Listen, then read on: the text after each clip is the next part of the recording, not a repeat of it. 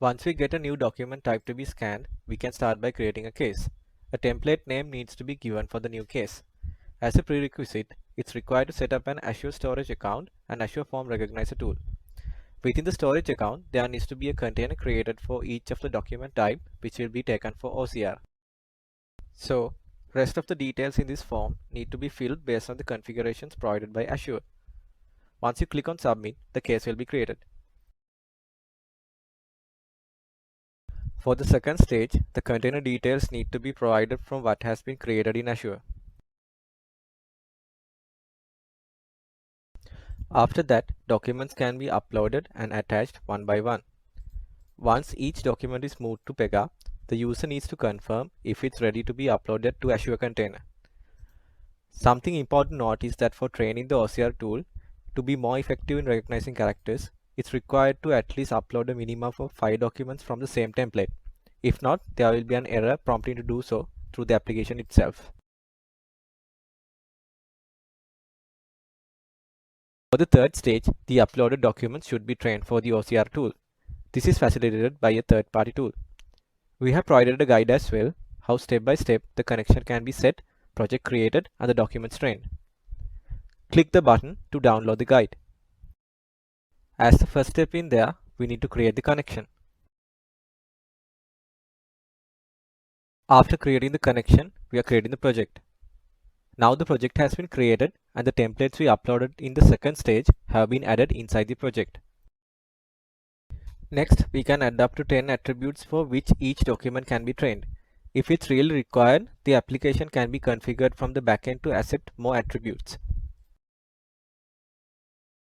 So, we have now added 10 attributes for the first document. After that, we need to map the attributes similarly for the next document as well. Since we already created attributes for the first document, we just need to tag the relevant fields from the other document. Now we have trained all the 5 documents.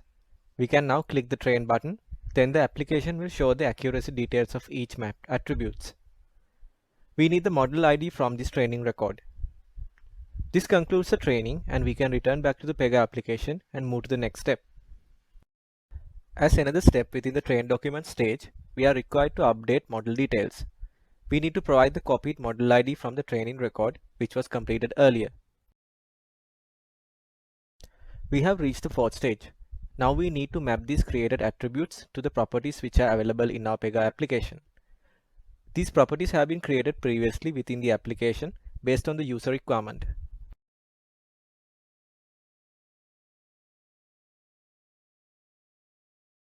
After the training and mapping fields is completed, we reach the fifth stage. Now we need to test if the OCR function will be performed correctly by Azure.